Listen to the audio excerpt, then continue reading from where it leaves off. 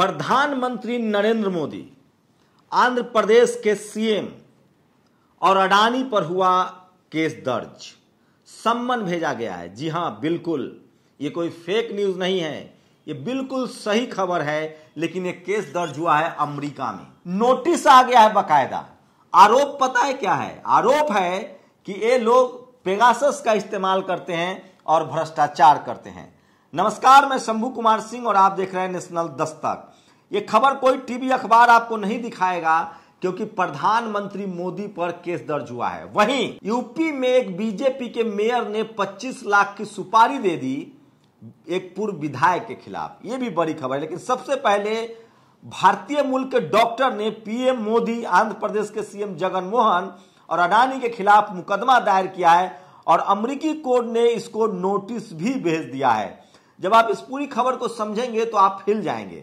अमेरिकी डॉक्टर ने कोलंबिया की एक अदालत में एक ऐसा मुकदमा दायर किया है जिसमें आरोपी भारत के पीएम, आंध्र प्रदेश के सीएम वाईएस जगन मोहन रेड्डी और देश के शीर्ष उद्योगपति गौतम अडानी को बनाया गया है। केस दायर करने वाले डॉक्टर ने पीएम मोदी, मुख्यमंत्री वाईएस जगन मोहन रेड्डी और उद्योगपति गौतम अडानी के खिलाफ भ्रष्टाचार, पेगासस स्पाईवेयर के इस्तेमाल का आरोप लगाया है। और केस में वर्ल्ड इकोनॉमिक फोरम के अध्यक्ष तथा संस्थापक प्रोफेसर क्लॉज श्राब का भी नाम शामिल किया गया है।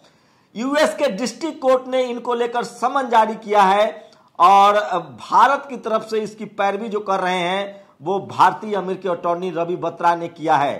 लेकिन सवाल है कि यह केस दर्ज क्यों हुआ है? गैस्ट्रोएंटरोलॉजिस्ट डॉक्टर लोकेश ब्यूरी, ये आंध्र प्रदेश के रहने वाले हैं, भारतीय मूल के डॉक्टर हैं और ये आंध्र प्रदेश के रहने वाले हैं। इन्होंने आरोप लगाया है कि प्रधानमंत्री नरेंद्र मोदी, जगन मोहन रेड्डी और अडानी ये तीनों भ्रष्टाचार में लिप्त है और पेगासस का इस्तेमाल किया गया। आप कल्पना कीजिए, भारत में आप कोर्ट का स्ट्रक्चर समझिए, डेमोक्रेसी समझिए। क्या भारत में किसी कोर्ट में इस तरह की याचिका दायर की जा सकती है? क्या भारत में कोई सवाल उठा सकता है? सोचिए, गौतम अडानी दुनिया के तीसरे नंबर के अमीर हो गए हैं। हम सब जानते हैं कि सबसे ज्यादा 2 लाख करोड़ के करीब उन पर लोन है। सबसे ज्यादा भारत सरकार ने कर्जा राइट ऑफ किया है। सबसे ज्यादा बैंकों का लोन है। ये सबसे ज्यादा जीडीपी गिरी हुई है। लगातार इकोनॉमिस्ट इस बात का सवाल उठा रहे हैं कि देश की अर्थव्यवस्था खराब है। पेगासस को लेकर सुप्रीम कोर्ट ने एक कमेटी बनाई थी। सुप्रीम कोर्ट में उस कमेटी ने अपनी रिपोर्ट में कहा कि सरकार ने उनकी जांच में सहयोग नहीं किया है। वहीं सोचिए, तो इस तरह के मामले और इसको लेकर लगातार कोर्ट में केस चल रहा है। लेकिन सवाल है कि क्या भारत में संभव है? भारत में आपको बता दूं कि अभी जो जस्टिस यूयू ललित जो चीफ जस्टिस ऑफ इंडिया बने हैं, 3 महीने का कार्यकाल है, उन्होंने 3 केस खत्म कर दिए हैं। गोधरा का केस खत्म कर दिया है। आपको बता दें कि बाबरी विध्वंस का केस खत्म कर दिया है। आपको बता दें कि जो राफेल से मामला था उसको खत्म कर दिया गया है। कहा जा रहा है कि यूयू ललित अमित शाह के वकील हुआ करते थे। जस्टिस लोया की मौत हुई थी तो ये लोग नागपुर में भी पाए गए थे और जस्टिस यूयू ललित पर सवाल उठ रहे हैं कि वो सरकार के करीबी हैं। वहीं ये जस्टिस यूयू ललित वही हैं जो SC/ST एक्ट के मामले में फैसला दिया था, जिसको प्रदर्शन हुआ था। 10 बहुजन समाज के लोग शहीद हुए थे और उसके बाद सरकार को संसद में बिल लाना पड़े था। 19 अगस्त को अमेरिका की इस अदालत में इन लोगों को सम्मन जारी किया गया है और 22 जुलाई को जो है वो केस दर्ज किया गया था। 53 पेज की शिकायत की है डॉक्टर ब्यूरू ने, जो भारतीय मूल के हैं। 53 पेज की शिकायत की है और जांच की मांग की है। तो आप समझ सकते हैं कि दुनिया भर में इस तरह की खबरें चल रही कि भारत में डेमोक्रेसी जो है वो अपनी अंतिम सांसें गिन रहा है और प्रधानमंत्री के खिलाफ दुनिया के दूसरे कोर्टों में केस दर्ज हो रहे हैं। तो सोचिए कि किस तरह का भ्रष्टाचार है। मैं आपको बता दूं, भ्रष्टाचार के मामले में जो अन्ना हजारे हैं उनके खिलाफ भी एक भ्रष्टाचार का मामला सामने आया था।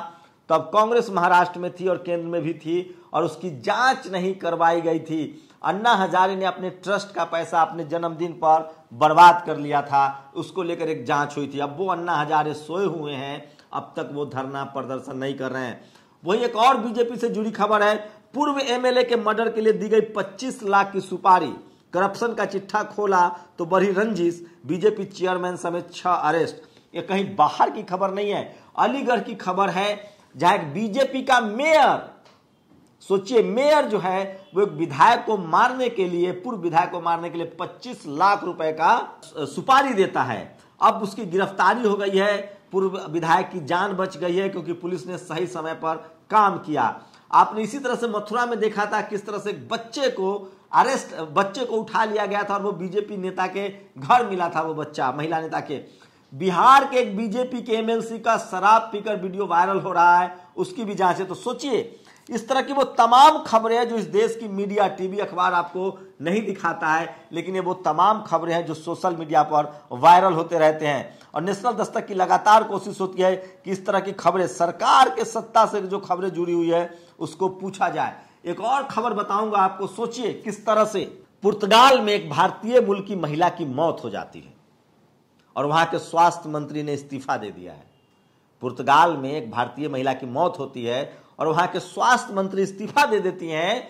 बच्चा को बचा लिया गया है, मां की मौत हो गई, लेकिन वहां की महिला स्वास्थ्य मंत्री ने इस्तीफा दे दिया यह कहकर कि ये मेरी नैतिक जिम्मेदारी है। अब आप इस वीडियो को देखिए। आ जाओ, जल्दी आ जाओ। हम चेहरा ब्लर करके दिखा रहे हैं, ये वीडियो है। 5 साल के बच्चा गोद में लेकर एक मां रो रही है। अनुराग द्वारी ने इसको वीडियो को शेयर किया, एनडीटीवी के बड़े पत्रकार हैं। और सोचिए, मनसुख वाडिया, चौहान शिवराज सिंह, मध्य प्रदेश की खबर है। ये बच्चा जो है अपनी मां के गोद में दम तोड़ देता है क्योंकि बच्चा आरोग्य केंद्र पहुंच गया लेकिन उसे देखने कोई डॉक्टर नहीं आया। मध्य प्रदेश की खबर है। एक और खबर बता रहा हूं, सोचिए किस तरह से मध्य प्रदेश की खबर है। Husband of a pregnant woman carried her to hospital a push cart. ठेले गाड़ी पर एक महिला को उनका पति ले जा रहा है, वो प्रेग्नेंट हैं, लेकिन सोचिए इस देश में 70-75 सालों से जो लोग सरकार में हैं उनकी जाति पता कीजिए, पार्टी पता कीजिए और किस तरह की राजनीति हो रही है। मायावती हो, अखिलेश हो, लालू यादव हो, ये सब लोग स्कूल अस्पताल बनाने की राजनीति करते थे, विकास की राजनीति करते थे। जब से गाय गोबर गौमूत्र की राजनीति आई है, स्कूल अस्पताल एजेंडे में नहीं है।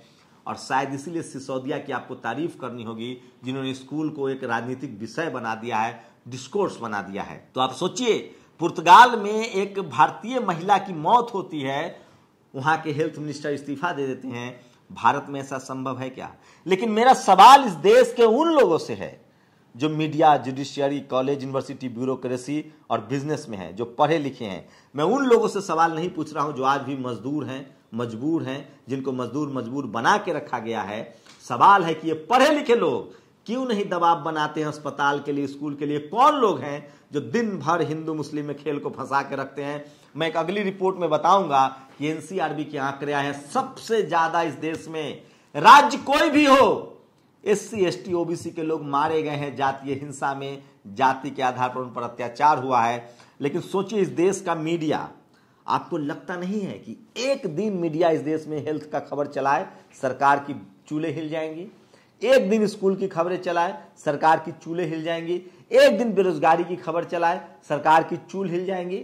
मैं इसीलिए कह रहा हूं, इस देश की बर्बादी के लिए अगर कोई जिम्मेदार है तो वो इस देश का मीडिया है, जो भ्रष्टाचार, बेरोजगारी, करप्शन, स्कूल, अस्पताल, देश की सुरक्षा पर बहस नहीं करती है। वहां जिन राज्यों में बीजेपी या सवर्णों की सरकार है, और इस देश की बर्बादी के लिए यही जिम्मेदार है। आपकी प्रतिक्रिया बहुत जरूरी है क्योंकि सोशल मीडिया ही बहुजन मीडिया, और यही सोशल मीडिया आपको मौका उपलब्ध कराता है और आप अपनी बात रख सकते हैं। मैं फिर कह रहा हूं, इस देश की बर्बादी के लिए मीडिया जिम्मेदार है। सरकार की इतनी हैसियत नहीं है कि मीडिया को बैकआउट कर दे, लेकिन जिस देश की मीडिया जाति और धर्म देकर खबर चलाए, उस देश की डेमोक्रेसी, उस देश की जनता की बर्बादी से कोई नहीं रोक सकता है। आपकी प्रतिक्रिया बहुत जरूरी है। शुक्रिया। नेशनल दस्तक की आपसे गुजारिश है कि अगर इसको बचाना चाहते हैं तो नेशनल दस्तक को सब्सक्राइब करने के लिए रेड कलर के सब्सक्राइब बटन को दबाएं, फिर बेल आइकन की घंटी दबाएं। नेशनल दस्तक को बचाने के लिए बहुत जरूरी है कि हर खबर को शेयर करें, लाइक करें, कमेंट जरूर करें।